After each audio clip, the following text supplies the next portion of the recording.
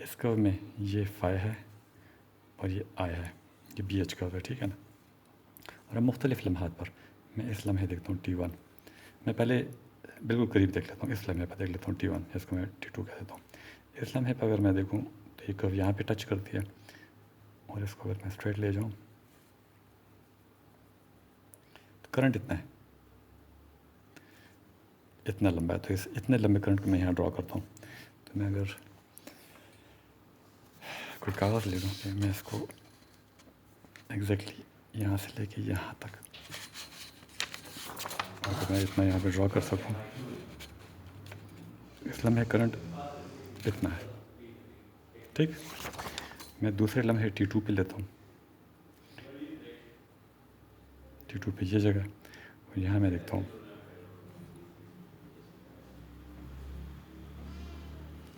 Current इतना मज़ीद ज़्यादा है, यहाँ से लेके यहाँ तक, तो इससे इतना मज़ीद ज़्यादा है। ये हाइट इसके बराबर है। तो ये है I1, ये है I2, ये है I1, ये है I2। मैं अगर आगे जाऊँ, मैं इस जगह पर देखूँ और यहाँ मैं देखता हूँ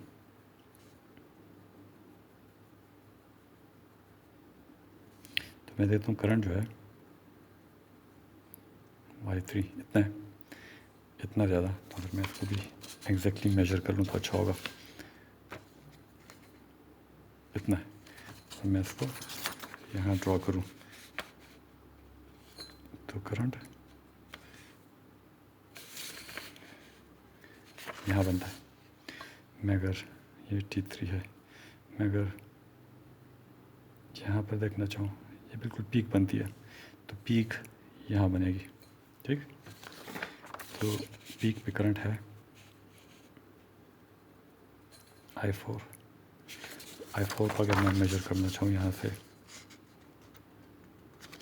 तो इस जगह तक आएगा।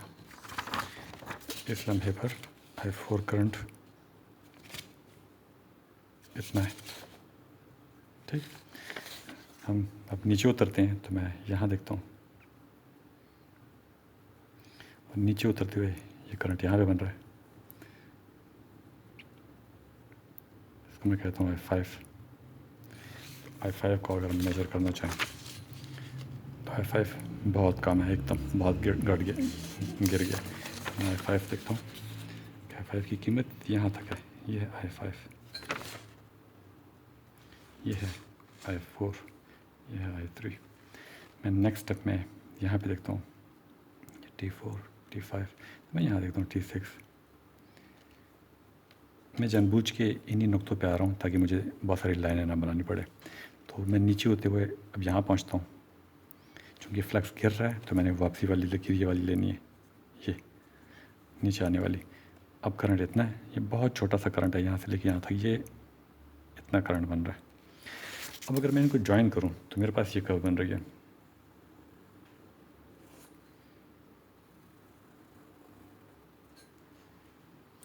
अब देख सकते हैं कि फ्लक्स की कर्व साइन वेव है, लेकिन करंट की वेव बिल्कुल साइन वेव नहीं है, बहुत ही टेढ़ी पेढ़ी बन रही है। तो अगर इसको आप पूरा अमल करें, तो मैं अगर एक मतलब साफ करके आपको दिखा दूं, अगर आप पूरा अमल करें तो क्या बनेगा। तो पूरा अमल ये है कि अगर आपके पास वोल्टेज की कर्व ये है, कोसाइन वेव है, ये है वोल्टेज की कर्व, और आपके पास फ्लक्स की वेव ये है फ्लक्स की वेव। तो आपके पास जो करंट की वेव बनती है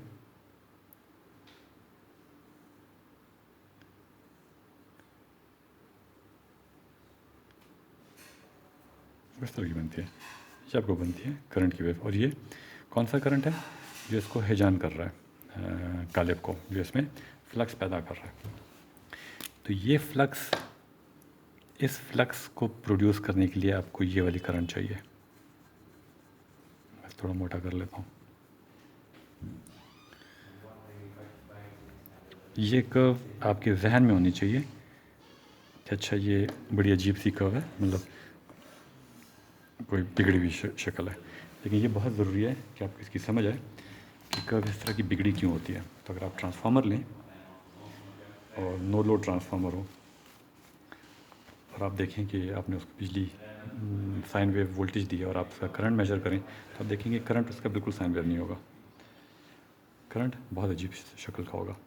ये बहुत ज़रूरी है कि आपको ये समझ आए कि शक्ल बहुत अजीब है। अब हम आते हैं दूसरी चीज़ पे।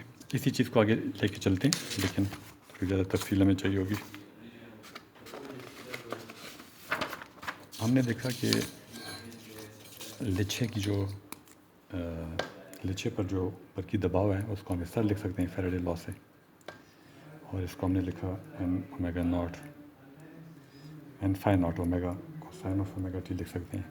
और हमने देखा कि जो फाई है उसको हम लिख सकते हैं phi naught sine of omega t. अगर फाई ये हो तो वोल्टेज ये होगा। अलबत्ता हमने देखा कि अब ये वेव करंट की वेव जो है ये साइन वेव नहीं है, बहुत औखी है, लेकिन इसकी कोई आरएमएस वैल्यू होगी। तो हम ये कह सकते हैं कि अगर एन आई की बात करें, एन और ये आई फाई की बात हो रही है, तो एन फाई हर मरतबा एच के बराबर होगा। तो अगर हम इसकी आरएमएस वैल्यू की बात करें, आई आरएमएस वैल्यू, तो वो बराबर होगा एच आरएमएस इंटू एल। यानी हम एच आरएमएस अगर जानना चाहें तो होगा, या आई आरएमएस अगर हम जानना चाहें, आई आरएमएस तो होगा H RMS L over N. तो ये एक मसावत है हमारे पास।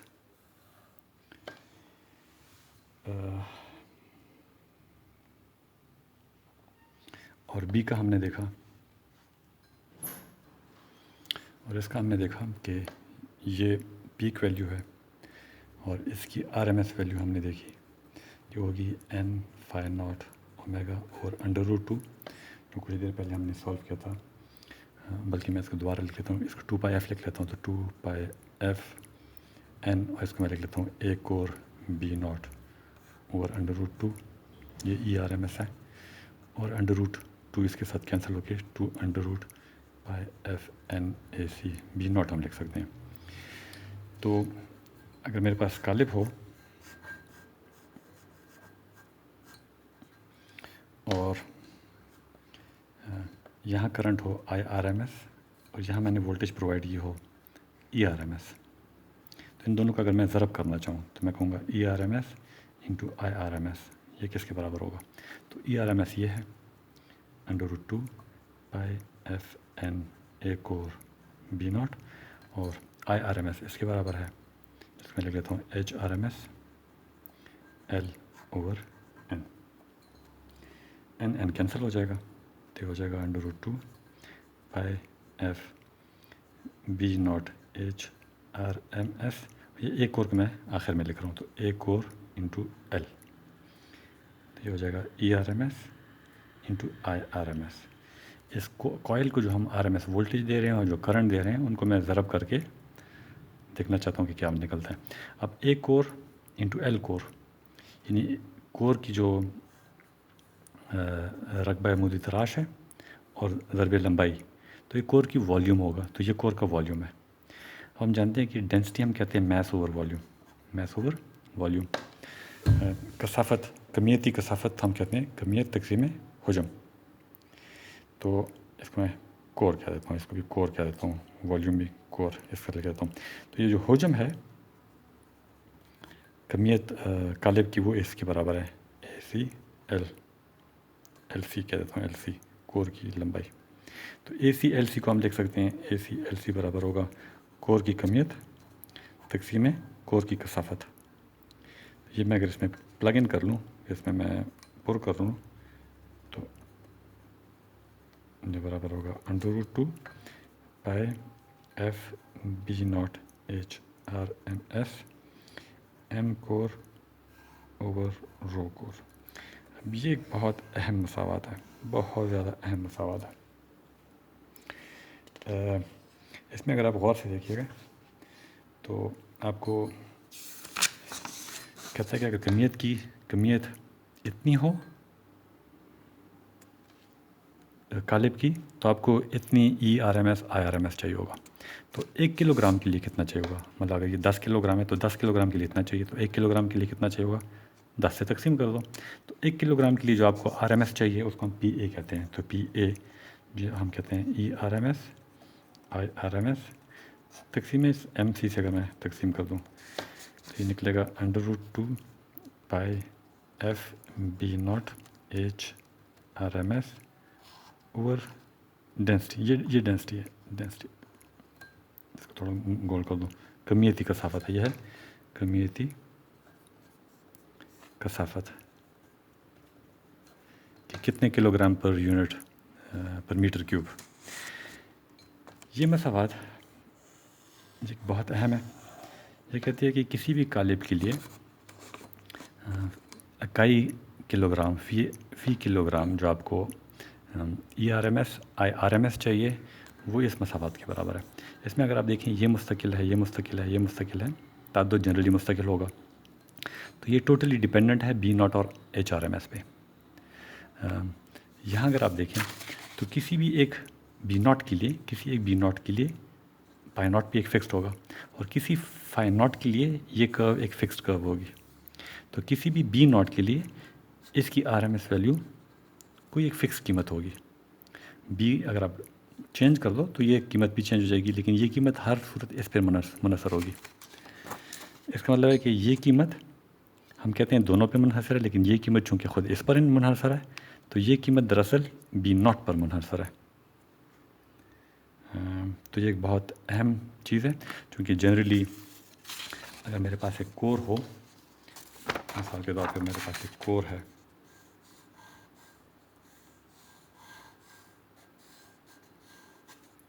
जो ट्रांसफार्मर की कोर है, और मैं जानना चाहता हूँ कि अगर मैं कुछ चक्कर यहाँ पे लगाऊँ और यहाँ से कोई वोल्टेज सप्लाई करूँ तो यहाँ करंट कितना होगा। तो वो जनरली अगर आप जानना चाहे देखेंगे कि आप मैथमेटिकली कैलकुलेट करके नहीं कैलकुलेट कर सकते, क्योंकि जो कर्व हैं वो इतनी औखी हैं कि इनका RMS वैल्यू आप कैलकुलेट नहीं कर सकते।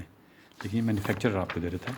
मैन्युफैक्चरर चूँकि आपको ये चीज़ देता है, तो अगर आपको पता हो कि आपने कोर में मकनातीसी B0 कितना है, अगर आपको B0 पता है तो आपको PA पता होगा। आपको वो कर्व दे देते हैं मैन्युफैक्चरर, तो आपको बताते हैं कि ये एक कर्व है। यहाँ लिखा हुआ है कि अगर आपके पास B की कीमत इतनी है तो P की कीमत इतनी होगी। तो इसका मतलब 1 टेस्ला पे मुझे तकरीबन यह इकाई चाहिए, 1.5 टेस्ला पे तकरीबन मुझे 10 गुना चाहिए, 0.5 पे तकरीबन मुझे 0.1 चाहिए। तो ये कर्व मैन्युफैक्चरर आपको देता है, और ये बहुत इंपॉर्टेंट कर्व है। यह है PA वर्सेस या B versus PA B0। I hope कि इतना आज के लिए काफ़ी है। इसके साथ ही ये बाब भी ख़त्म होता है, अगला बाब ट्रांसफार्मर का होगा।